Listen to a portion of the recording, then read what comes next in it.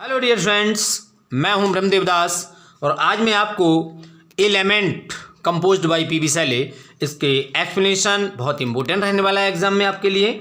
और जो बिगिनिंग आपको लाइंस हैं उनका मैं एक्सप्लेनेशन आपको कर रहा हूं और वही डिस्कस कर रहा हूं। देखिएगा, these lamenting lines have been taken from the pessimistic poem. मैंने लिखा है पेसिमिस्टिक पोइम, निराशा से भरी हुई कविता है element, composed by PV Shelley, a great English romantic poet. ये महान रोमांटिक एज के पोइट हैं। कॉन्टेक्स्ट है, कॉन्टेक्स्ट में देखिएगा, इन द ओपनिंग लाइन्स इन है ना, प्रारंभिक लाइंस में the poet is fully sad, को जो पोइट हैं वो बहुत दुखी हैं। ही इज जॉयलेस नाउ, वह दुख रहित हैं, उनके पास सुख नहीं है। He feels that he will not live alive more in the world, अब शायद वह महसूस करते हैं कि उन्हें अब जिंदा अर्थात जीवन अब उनका जीवन अब इस दुनिया में नहीं है। अर्थात वो ही विल नॉट लिव, अब जिंदा नहीं रहेंगे, अलाइव माने लिव नहीं रहेंगे, अलाइव माने जिंदा, मोर और अधिक इन द वर्ल्ड, संसार में उनका जीवन और अधिक है ना नहीं है। दिस इज वाई, यही कारण है, he has expressed his grief in these lines, यही कारण है कि उन्होंने एक इन लाइन्स में अपना दुख व्यक्त किया है पोइट ने।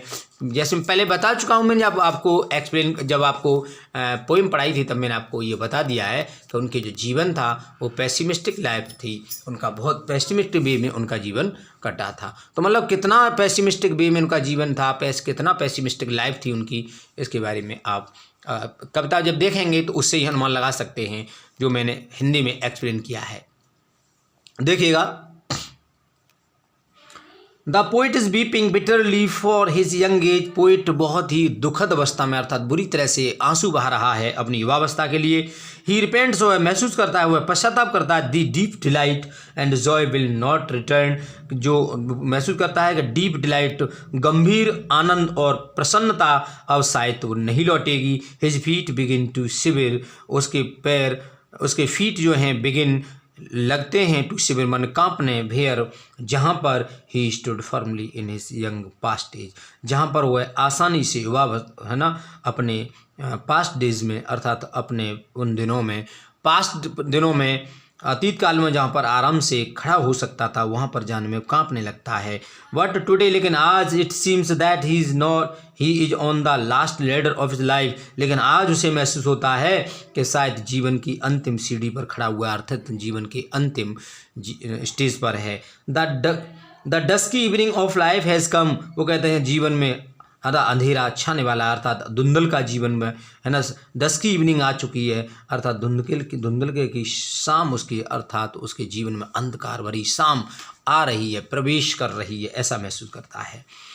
The fear of coming death has badly shaken the poet, है ना, तब आने वाली मौत के डर ने बुरी तरह से उसको कमज़ोर कर दिया, हिला दिया है। द डिजेक्शन एंड सोरो have made a dark room in his life, निराशा और दुख ने उसके जीवन मेड बना लिया एक बहुत ही सघन कमरा, एक अंधकार से भरा हुआ कमरा बना दिया जीवन में। तो देखिए, आप देखिए क्रिटिकल पॉइंट्स हैं कुछ, यहाँ पर क्रिटिकल पॉइंट्स आप लिखेंगे, आप इसी प्रकार से एक्सप्लेन करेंगे, आपके अच्छे नंबर आएंगे, मैं आपको बता रहा हूँ। और आप इसी प्रकार से जो जैसा मैं आपको बता रहा हूँ उसी तरह से करिए, आपके नंबर 100% सही आएंगे। जब मेरी बात पे यकीन करके अगर करेंगे तो 100% आपको कोई रोकने वाली नहीं अच्छी मार्किंग लाने से। देखिएगा, देखिए पैथेटिक पर्सनल सेंस है, ये करुणता से व्यक्तिगत भाव किया है। Apostrophe is in first line, apostrophe figure of speech है, over do life of time, इसमें आपकी अपोस्ट्रॉफी फिगर ऑफ स्पीच है।